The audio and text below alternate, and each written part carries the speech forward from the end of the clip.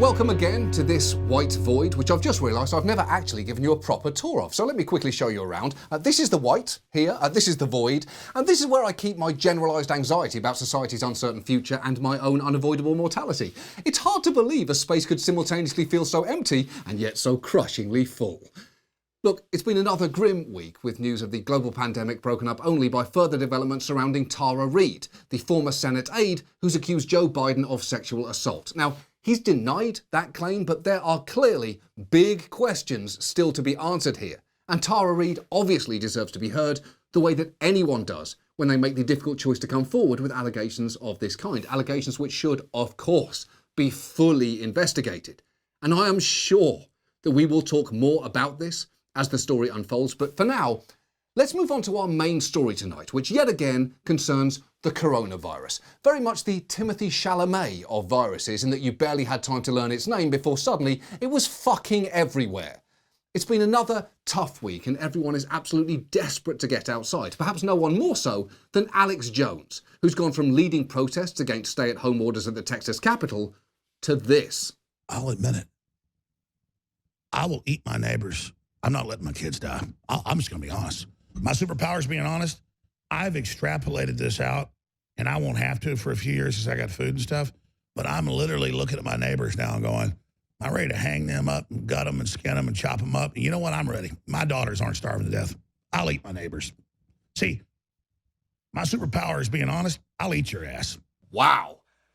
There is a lot to unpack there. Obviously, there's the ass-eating promise, but even before that, he's threatening to feed his neighbours to his daughters, which is weird enough before you consider he also has a son. What about him, AJ? Why doesn't he get to eat any human flesh? And finally, Alex Jones is making plans to desperately devour his neighbours several years out while also wearing an $8,000 watch.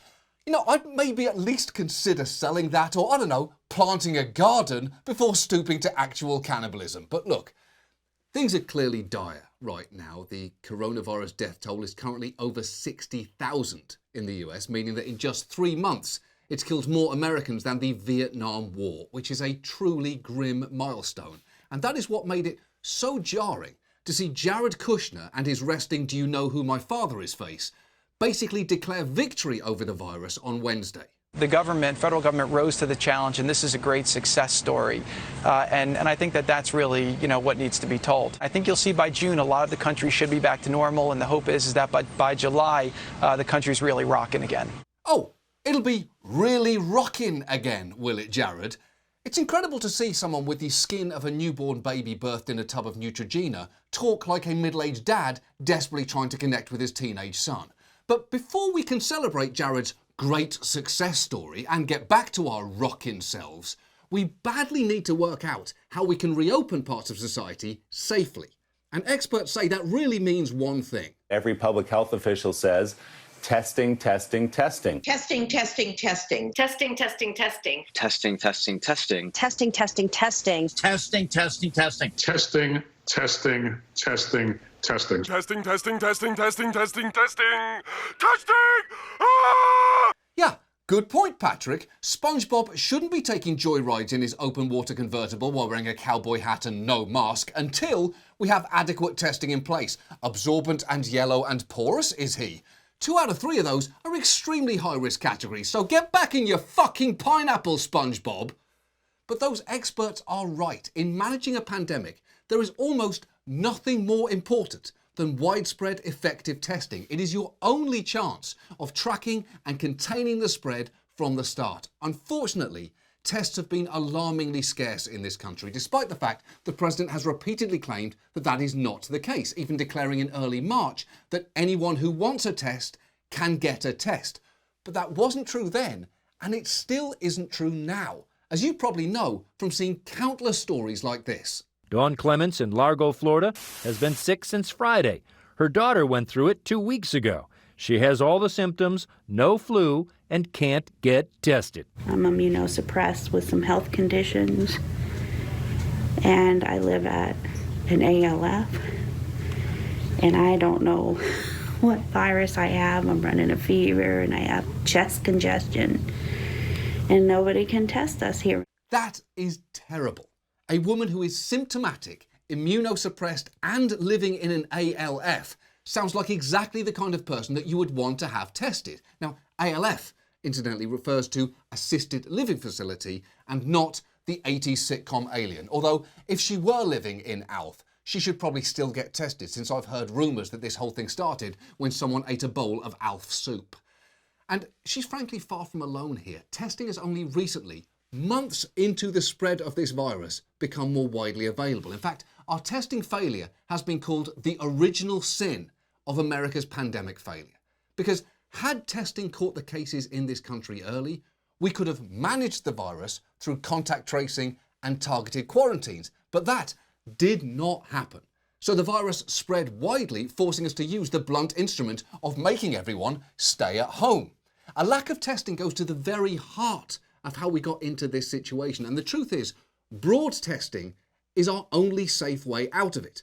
While experts disagree on the exact number of tests that we need to be doing to safely reopen, the lowest estimate is 500,000 a day, with others saying a good target would actually be 35 million a day. And at present, we've only been performing around 200,000 a day. So we're not even hitting the lowest target here.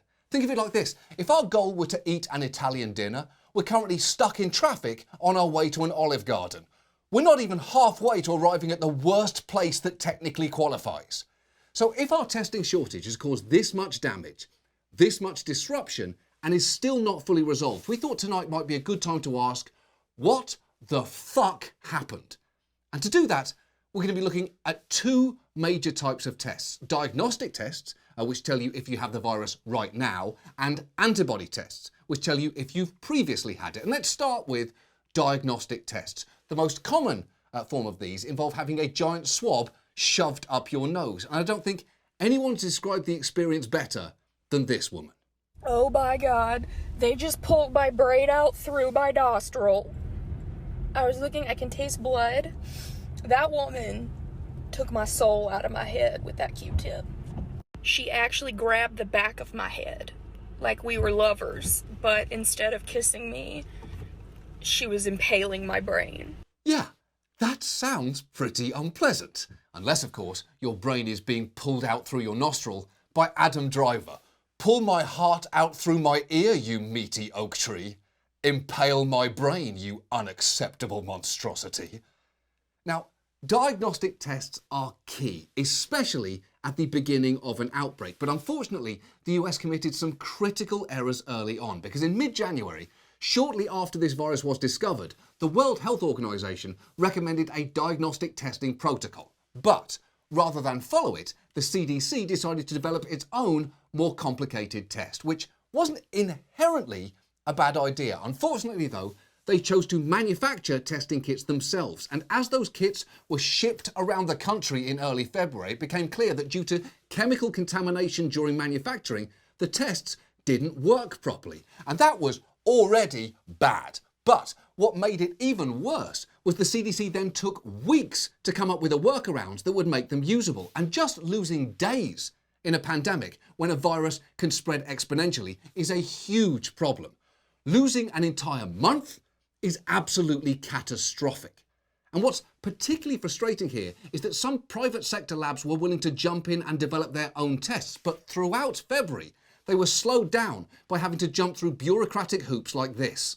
One of the things is they needed a document FedExed across the country before they could look at the document. You couldn't electronically transmit I could electronically transmit it, but they couldn't look at it until it was FedExed. And then they changed that regulation. And so from a couple days after February 4th all the way to February 26th, they didn't have a test. They were completely blind too. This had to be incredibly frustrating. It was frustrating. It was. Yeah, I bet it was. In fact, the FDA suggested to him that he send a printed paper hard copy of the submission and a CD or thumb drive with an electronic copy. And where would you even find a blank CD? At a Walgreens 20 years ago? Or does the FDA really expect everyone to burn over Road Jams 2005? Because no fucking way, FDA. That's a classic mix right there. It's got all the songs from American Idiot in the order that they appeared on American Idiot, but better because they were stolen off LimeWire.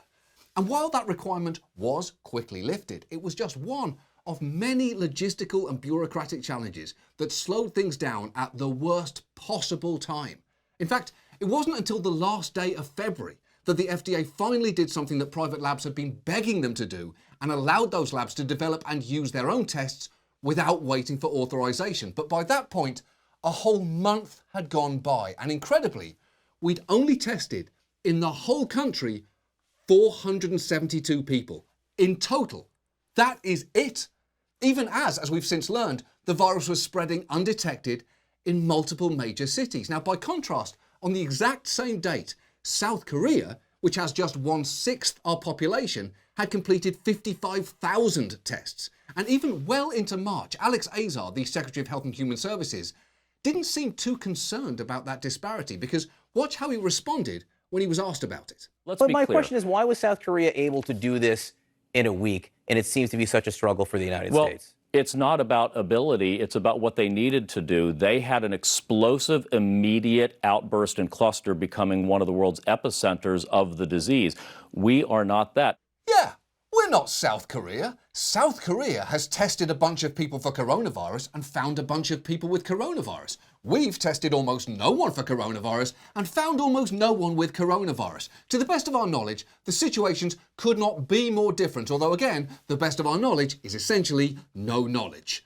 Look, for too long, the US response seemed to be characterized by an arrogant belief that for some reason, coronavirus was never going to come to America because, I guess, it just wouldn't dare. And unfortunately, we're currently living in the consequences of those early failures, because by moving so slowly, we now find ourselves in the midst of serious global shortages of crucial testing components. Just listen to the scientist that you saw earlier explain the lengths that he's had to go to in order to get what he needed from the test manufacturer, Roche.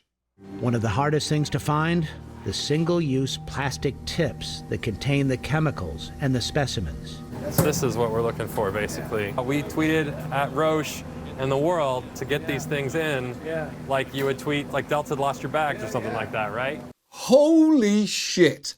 You should not have to tweet at a company to get parts for essential lab equipment. Not only should there be a better process for that, but also that's just not what Twitter is for. As we all know, Twitter is for exactly three things: Possum Every Hour, Chrissy Teigen, and the official account for beef. And if you don't follow that, you absolutely should, because that's where you can find tweets like "Nicely done, beef," which is beef tweeting encouragement at beef and is a level of unconditional self-love that frankly more of us should aspire to. And you can also find their actual Mother's Day tweet: "To the moms who wrangled us, fed us and cared for us, we wish you a #Happy Mother's Day," with a picture of a mother cow and a baby cow who will both presumably one day become beef, at which point I'm pretty sure the account will tweet "Nicely done, beef."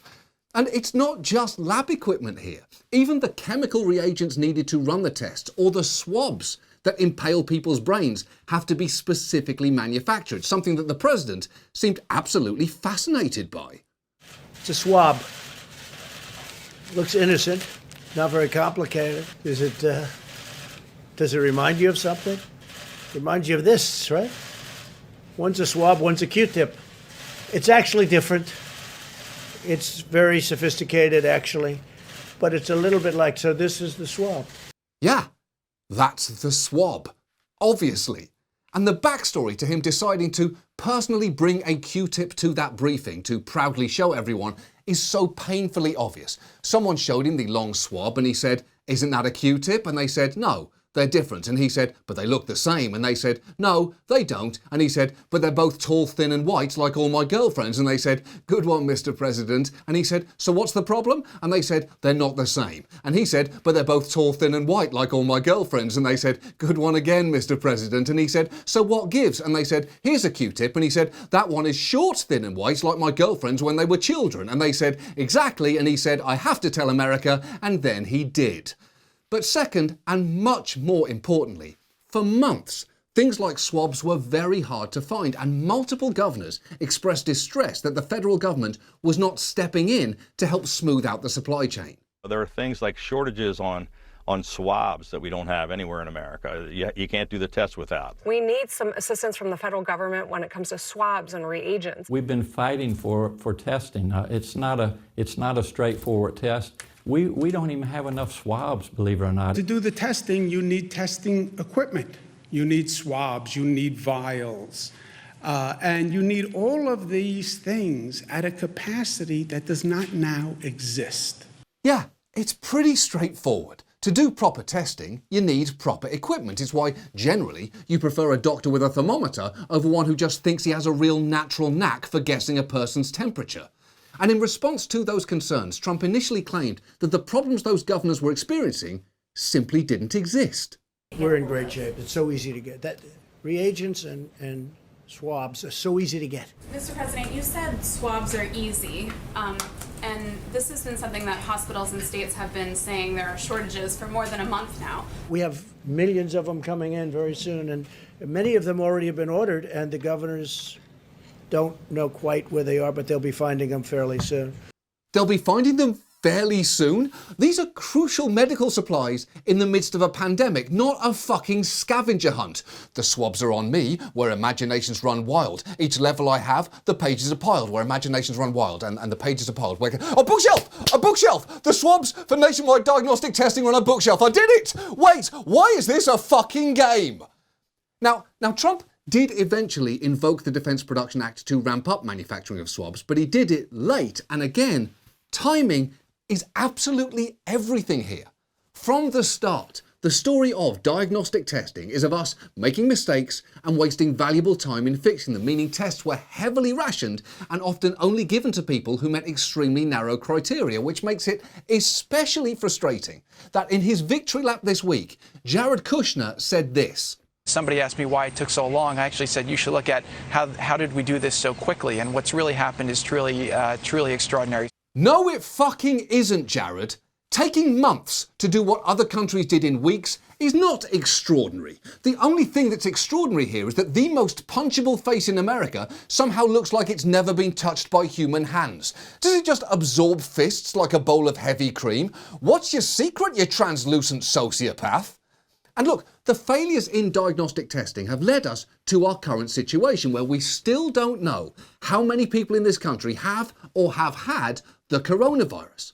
You may have even found yourself wondering, wait, did I have it earlier this year? I had that cough and I did feel a bit sick. Was that it? Well, that actually brings us to antibody tests, which detect whether your body produced the antibodies that fight the coronavirus. Now, finding out if people have those is really helpful for public health officials as it gives them a better sense of where the virus has travelled and how many people have recovered. But on an individual level, you have to be very careful when talking about antibodies because too often the shorthand is, if you have them, you're immune. Here is Governor Cuomo doing basically exactly that. That would mean that you're no longer contagious and you can't catch the virus because you have the antibodies in your system, which means you can get to work, you can go back to school, you can do whatever you want. I can do whatever I want? That sounds great, Governor. I, for one, would absolutely love the opportunity to have my current panic attacks outdoors. Sometimes you want the walls to close in on you only figuratively, and that's okay. And look, it would obviously be great if the presence of antibodies meant that you were immune from reinfection. And there is a good chance that it does mean that, but we don't know that yet. Because COVID-19 is still so new, we're still not sure exactly what antibody levels might be needed to make you hypothetically immune, how strong that immunity would be, or how long it might even last. And to his credit, Anthony Fauci is constantly trying to point this out. We do not know exactly what an antibody titer means. I mean, there's an assumption, a reasonable assumption, that when you have an antibody that you are protected against reinfection. But that has not been proven for this particular virus. Yeah, and just because something is probably true doesn't mean you can automatically assume that it is. I mean, did Nintendo create and release COVID-19 as part of a plan to boost sales of Animal Crossing to a newly captive audience? We don't know for sure, do we? We all basically agree, but we can't say it with any certainty yet. So antibody tests could actually mean significantly less right now than people understandably want them to. And that is assuming that they're even accurate, which is not necessarily the case. Because while the FDA clearly slowed things down far too much when it came to diagnostic tests, they overcorrected hard when it came to antibody tests, basically giving a green light to make tests with essentially no oversight. And as a result, there are now over 150 of them on the market, none of which are FDA approved. In fact, only 10 are even FDA authorised, which means little more than that some forms have been submitted. And researchers who've looked at tests have found that while a few are reliable, many, many, many more just are not. We have the wild, wild west for testing right now. The FDA has all but given up its oversight responsibility for the tests we have on the market. Many of them are nothing short of a disaster. Right now, if you were to test for antibody in most places in the United States, over half the tests would be false positives. Think about what he just said there. Many of the tests are garbage, and over half of the positive test results right now would be wrong. At that point, why not just have people go to a guess your coronavirus antibody level booth? Just $5 and Jim here will guess yours. If he's wrong, and there's basically no way of knowing if he is, then you get a stuffed giraffe. So here we are, months into this crisis, still badly in need of more testing, both diagnostic and antibody, and yet without any clear, coordinated strategy for how to best achieve that. And not only has the president repeatedly lied about the availability of our tests, he's still fucking doing it. Right now he's saying that our testing capacity is sufficient to reopen the country, which, remember, according to experts, it isn't. We're doing around 200,000 tests a day when we likely need millions. And yet on Tuesday, the president insisted that we were actually just about there. Some health experts say the U.S. needs 5 million tests per day by June in order to safely reopen. You unveiled a plan yesterday that will increase testing, but not by that much. Why not? And can you get to that benchmark? Well, it will increase it, and it'll increase it by much more than that in the very near future. I hear you saying you're confident you can surpass 5 million tests per day. Is that? Oh, well, we're going to be there very soon. If you look at the numbers, it could be that we're getting very close. But the thing is, we're not very close. In fact, we're not close at all. And that is a lie that he's going to get instantly caught on. It's like someone claiming that they have a 10-inch penis immediately before taking off their underwear. Okay, that's an undeniably impressive claim. But if you're lying, I'm going to be very disappointed and a little angry that you thought I wouldn't notice. And sure enough, that very day, Trump's Assistant Secretary of Health told reporters there is absolutely no way on earth, on this planet or any other planet, that we can do 20 million tests a day or even 5 million tests a day. And look, some confusion is inevitable when a new disease starts spreading its way around the world. And it's not like rolling out testing on this kind of scale was ever going to be easy. But again and again, the people in charge failed to prepare for the worst case scenario and have been slow in fixing mistakes. All of which means in May, we are still playing catch up in the middle of a pandemic, which in turn means thousands upon thousands of people dying preventable deaths. So if this is a great success story for anyone, it's for the fucking coronavirus.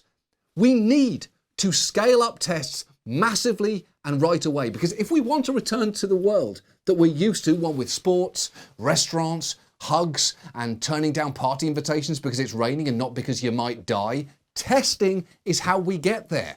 And that is a message that should really unite everyone in this country, from the people at home worried about the potential loss of life, to the people out protesting social distancing because they think it's too high a price to pay, to Alex Jones preparing to barbecue his neighbours.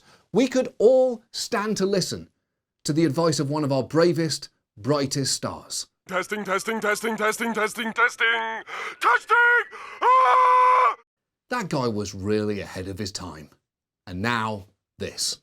And now, even during a pandemic, Florida just can't help but be Florida. A judge in Florida published a letter expressing his frustrations with recent attorney appearances, including a shirtless male lawyer and a female showing up to virtual court from under her covers in bed. Only in Florida, protective masks made from python skin. Only in Florida do you see a manatee and an alligator swimming together during a quarantine. Take a look at the public service announcement one Florida county is putting out. The state of Florida declared that the WWE was an essential business. Only in Florida would a man pretend to have coronavirus to try and get out of an arrest. Why does this always happen in Florida? I know, right? Always Florida, always Florida. Florida man, Florida man showing up to court. A lawyer, put your shirt on. Come on, Florida, put your shirt on. Moving on. Before we go tonight, I just wanted to say a quick word about pets. Now, as you may remember, a couple of weeks ago, we discussed the fact that Wendy Williams has cats that never come when she calls them. And I mentioned that I actually have 28 cats who ignore me too. I'll show you. Gibson, Smooches, Henry, Monk, Daisy, Salt, Pepper, Salt and Pepper, Anastasia, Butternut, Gambit, Bilbo, JC Penny, David Meowie, Gazpacho, Scratchy Boy, Will, Grace, Franklin, Bash, Rizzoli, Isles, Holt, Catchfire, Magellan, Tumbles, Ayatollah Katmani, Frank! See? Nothing. We love animals on this show, and it recently came to our attention that some of your cats in particular reciprocate our interest. Just take a look at one that was watching our show a few weeks ago. Take an intimate boat trip with their two best friends to kill their third best friend. I just hope Tony washed his hands for 2 happy birthdays. And if you are worried that you might be running out of content that can help you mentally escape, then you're actually in luck. I'm not sure what's more remarkable there, that cat is so fixated on me, or that cat is watching this show on an actual television and not like everyone else on YouTube in the middle of a workday. And that cat is not an outlier, because it turns out many of them watch our show. Here is a cat pouring at my face like it's trying to get a stubborn stain off the screen. Here's a cat chasing my hands around like they're a pair of delicious, highly caffeinated spiders. Here's another doing the exact same thing. Here's another cat staring at our show on an iPhone with a level of interest that, let's be honest, no human has ever been able to muster. And then there is this. It was actually an example of the warning system working well. Because while yes, AccuWeather did inform their... Look, I don't know why cats are so obsessed with me. I don't know if it's my furtive, prey-like movements, or the fact that my general demeanour is that of a large, easily subdued bird. But whatever the reason, cats seem to be picking up what we're putting down here. And if you're thinking, well, hold on, John, maybe this isn't just a cat thing. What about all the dogs out there? Well, we actually looked into videos of dogs watching this show, and it turns out they've got a slightly different reaction.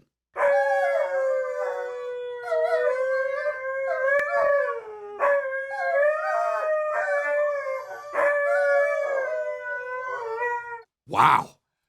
Who would have thought that aside from thunder and fireworks, the things that dogs hate to hear most are 20-minute long deep dives into systemic issues plaguing society? And you know what? As usual, dogs aren't wrong. Still, that started us wondering, if cats love this show so much, why not make this more appealing to them and fully pander to their every interest? So, without further ado, please enjoy this brief instalment of our new spin-off show.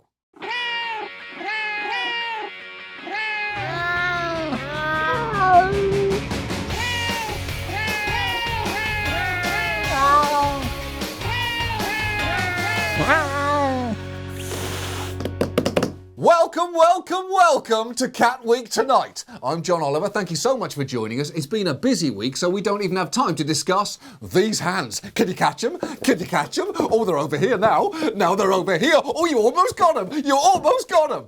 But let's get right to our main story tonight, which is boxes. What's inside them? Something? That's good. Nothing? Even better. That's more room for you. Still though, boxes do have their issues, as this goldfish will tell you.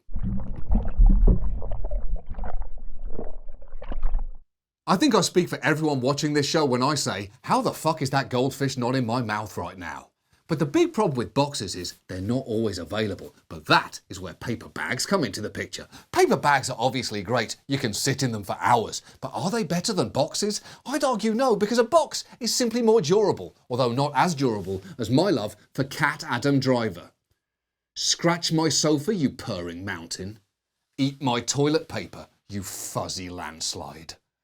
Now, usually we like to try and end our show with some sort of produced video starring a celebrity, and we would love to do that for you tonight, cats, but sadly, due to this pandemic, we can't shoot anything new. But we actually realised that a few years back, we produced a doomsday video that required Martin Sheen to deliver a heartfelt reading of the word cat in front of a green screen, and like any good actor, he gave us a lot of excellent options. So cats, we've put together a little salute to you. Please enjoy.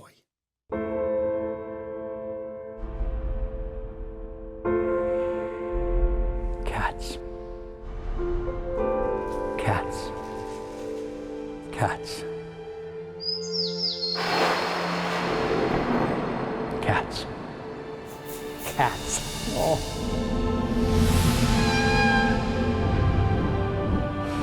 Cats. Cats.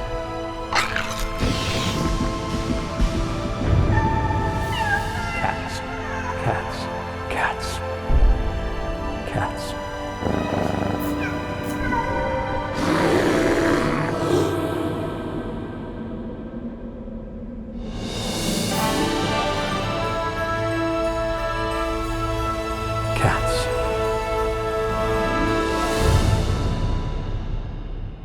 That's our show. Thanks so much for watching, cats. See you next week. Good night. Here you go, cats. Get it, cats. And listen to this. Do you like this, cats? Do you like rabbits? Do you like this? Do you like a little parrot, cat? Get it? Can you get it? Can you get it, cat? Can you get it? Can you get this little thing? Can you get this, cats?